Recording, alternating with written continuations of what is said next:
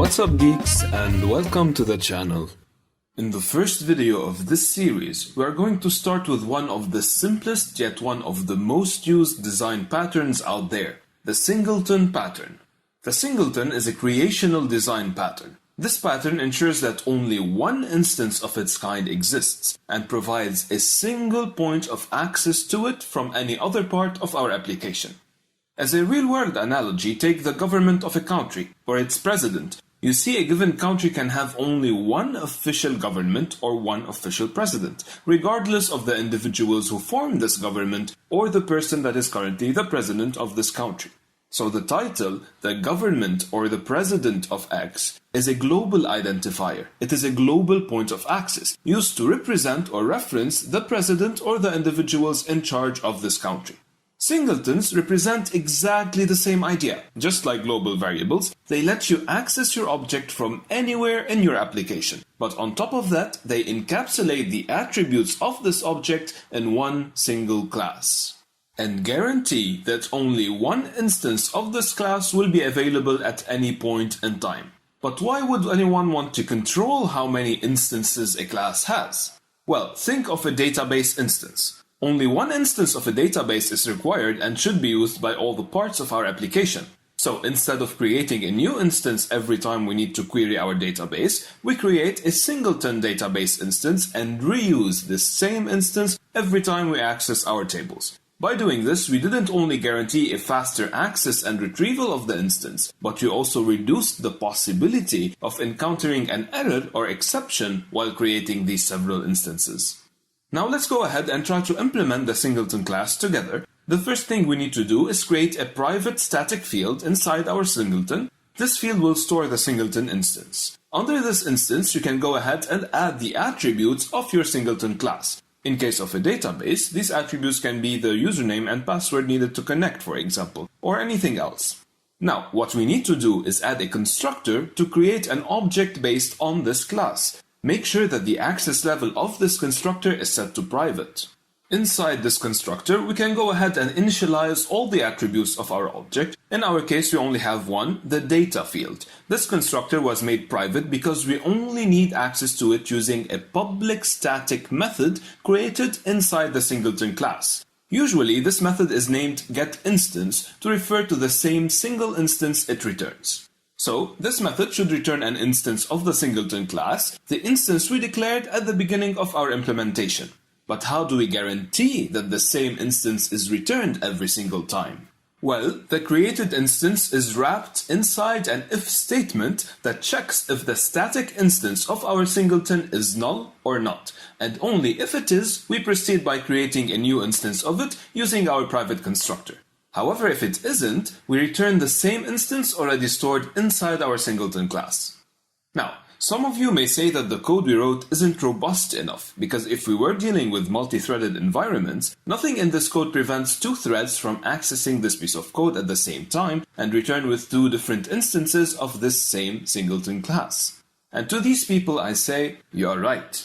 To solve this issue, and as discussed in our previous videos, all we have to do is wrap our if statement with a synchronized block. Now, every time a thread tries to create an instance of the Singleton class, it will have to wait for its turn, as one thread only may execute this code block at a given time. Okay, with this, we solved the threading issue. However, we added unnecessary overhead to the creation process of our Singleton object. You see, after the single instance is created, when the threads of our application try to access it, they will first have to wait for their turn to acquire the lock on our class. And only when it is their time to go, they will check if the instance is available and then return with it. This problem is actually not specific to the Singleton pattern and can be solved by applying the double-checked locking idiom on our method. How do we do that? Well, we simply wrap the synchronized block with another if statement similar to the one inside it. I know the code may look confusing at first, but look closely. Now the threads trying to retrieve the instance of our Singleton class after being instantiated do not necessarily have to acquire the lock on our class, as we are first testing the locking criterion. What we did improved the performance of our code by limiting synchronization to the rare case of computing the field's value or constructing a new instance of this field.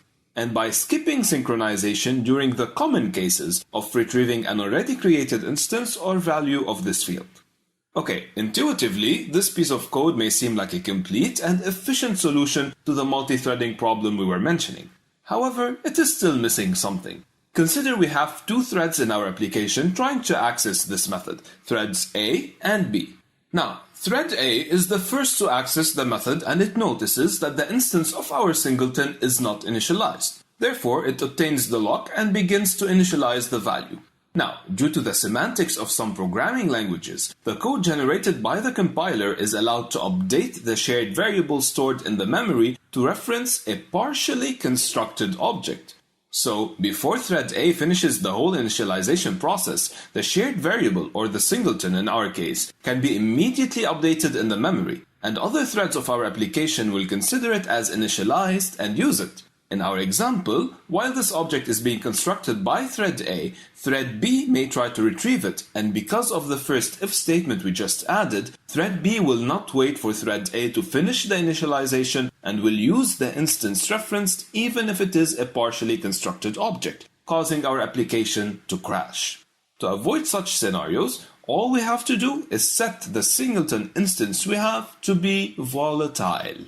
This keyword ensures that multiple threads will be able to handle the singleton instance correctly. If you have no idea what volatile fields are, or if you haven't made use of this keyword before, feel free to check the video link down below in the description. Now, this is a complete and working solution for the singleton pattern. Additionally, there is still kind of a micro-optimization we can do to enhance the performance of this implementation. You see, the variable we have is now marked as volatile, so every time we access this variable, we need to read it directly from the main memory as it cannot be cached. So, in this single code snippet, even if the variable was already initialized, we have to fetch it twice.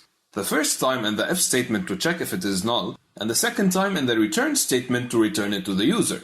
To avoid doing this and access the memory only once, what we can do is store this instance in a local variable the first time we retrieve it from the memory. Then use this same local variable in both the if statement and the return statement. The same logic and way of thinking can be expanded and used inside the synchronized block to avoid multiple direct reads of the memory. This simple usage of such a local variable can and will improve the method's overall performance by as much as 40%. So, to recap, we can say that the singleton pattern should be used when a class must have a single instance available to all its clients, as this pattern disables all other means of creating objects of a class except for the special static creation method. This method either creates a new object or returns the existing one if it has already been created. However, this pattern requires special treatment in a multi-threaded environment as its code needs to be adapted to handle multiple threads. So, that's it for this video. I hope it was helpful. Thank you guys for watching, take care, and I will see you in the next one.